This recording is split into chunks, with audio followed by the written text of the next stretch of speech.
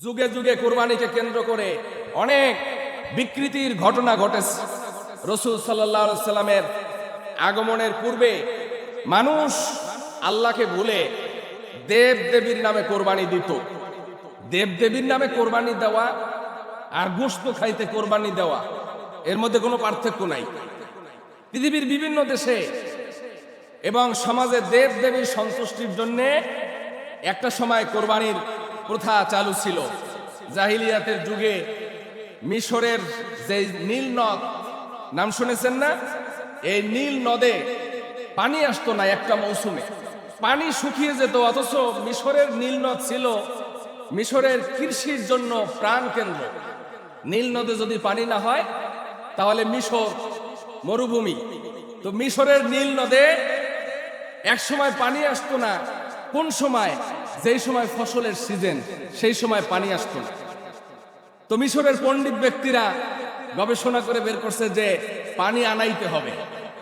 সেটা হলো যে মিশরের এই নীল নদের নামে একটা সুন্দরী কন্যাকে সাজিয়ে গুছিয়ে প্রতি বছর এই বলি দেওয়া হতো। এরপরে ইসলামী খেলাফতের সময় হযরত ওমর ইবনুল খাত্তাব রাদিয়াল্লাহু তাআলা আনহু যখন খলিফা নির্বাচিত হলেন, আর সেই মিশর বিজেতা সেনাপতি নাম হচ্ছে তার আমর ইবনুল আস, তিনি সেখানের গভর্নর ছিলেন।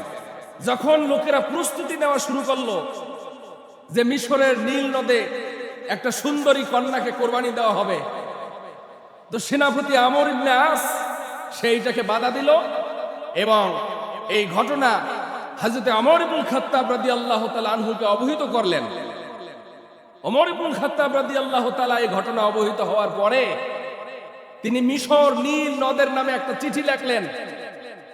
সেটা হচ্ছে যে, হে মিশরের নীল নদ, আমি আল্লাহর রাসূলের সাহাবী খলিফা ওমর ইবনুল খাত্তাব রাদিয়াল্লাহু তাআলা আনহু লিখছি, তুমি যদি আল্লাহর নামে বহমান হও তাহলে এখনই মিশরের নীল নদকে পানি দিয়ে কানায় কানায় ভরে দাও। সুবহানাল্লাহ বলবেন না? যখন এই চিঠিটা গভর্নর আমর ইবনুল আসের কাছে নিয়ে আসা হলো, আমর ইবনুল আস ঘোষণা দিলেন যে মিশরের নীল নদের মধ্যে এই চিঠিটা এখন ফেলে দেওয়া হবে, তোমরা চলে আসো। উপস্থিত জনতার সম্মুখে এই চিঠিটা যখন মিশরের নীল নদে নিক্ষেপ করা হলো, সঙ্গে সঙ্গে মিশরের নীল নদে পানির ধারা এসে মিশরের নীল নদকে কানায় কানায় পরিণত করে দিল। আজ পর্যন্ত মিশরের নীল নদের পানির কোনো শূন্যতা নাই। সুবহানাল্লাহ। যেমন শূন্যতা নাই জমজম কূপের পানির, তেমনি ভাবে শূন্যতা নাই নীল দরিয়া। আমার বন্ধুগণ, এরকম কিছু কিছু জায়গায় কিয়ামত পর্যন্ত কোনো শূন্যতা পৃথিবীর কোনো কৃত্রিম ভাবে মানুষেরা সৃষ্টি করতে পারবে না। এর মধ্যে একটা হচ্ছে কোরবানির পশু। যে যত পারেন এইখানে যারা আছেন সবাই একটা করে পশু কোরবানি দিয়েন, কিন্তু কোরবানির পশুর কোনো ঘাটতি ঘটবে না। তাও সুবহানাল্লাহ কয় না।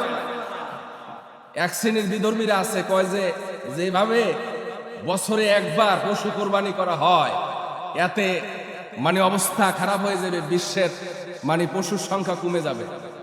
এটা কি হবে? ওরা হলো মূর্খ, ওরা হলো মূর্খ।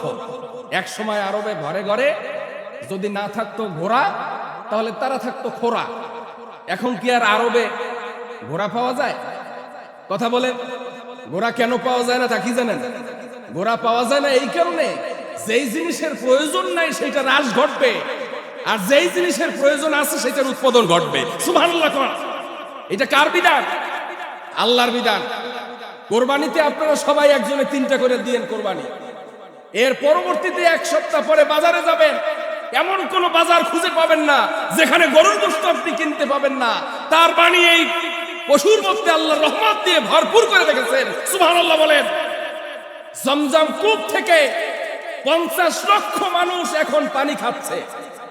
যারা জমজম মক্কায় ঢুকতেছে কেউ জমজম ছাড়া পানি খায় না, খাবে না। কয় যে আমার কপাল কি পুড়ছে নাকি যে জমজম ছাড়া অন্য পানি খাবো? অন্য পানিও সরকার সরবরাহ করে, কিন্তু কেউ খাওয়াইতে পারবে না। কয় যে জমজমের পানি খাও। এই যে 50 লক্ষ মানুষ জমজমের পানি খাচ্ছে, আসার সময় আবার গ্যালেন ভর্তি করে পানি নিয়ে আসবে, আল্লাহর কসম জমজম থেকে এক ফোঁটা পানিও কমবে না। এইটা হচ্ছে আল্লাহর রহমত। এগুলো নিয়ে চিন্তা ভাবনা করে না। এক শ্রেণীর লোক কয় যে মানে পশুগুলো জব করে শেষ করে দিল। এগুলো হলো মূর্খ, ইসলামের কোনো জ্ঞান নাই। আল্লাহ তাদেরকে হেদায়েত নসিব করেন, আমরা বলি আমিন। আত্মাকোয়া চ্যানেল, সত্যের সন্ধানে।